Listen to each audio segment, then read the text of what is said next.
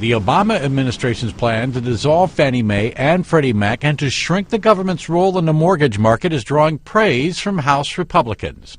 Treasury Secretary Timothy Geithner described the methods under consideration to a congressional committee.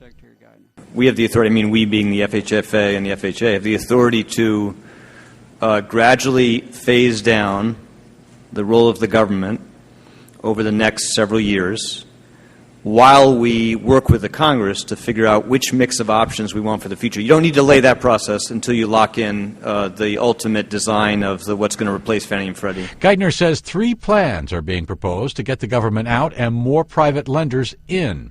Right now, the government is doing 90% of new mortgages. That is unnecessary. It's necessary today, but it is not necessary in the future. It would not be desirable for us to preserve that system. You want to have a system where the private market plays the larger, the more dominant role. Not the only role. But it's a more riskier role. No, not necessarily, because it depends a little bit. Fannie and Freddie guarantee or own about half of all U.S. mortgages. Along with other federal agencies, they played a role in nearly 9 of 10 new mortgages over the past year. Part of the plan involves lowering the size of mortgages the government can buy and raise the fees it charges.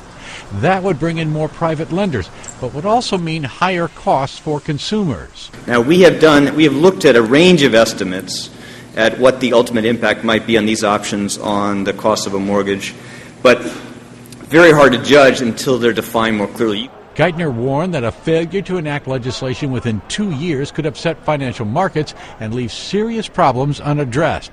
But he also warned that pulling out too quickly would hurt as well. I'm glad. Tim McGuire, The Associated Press.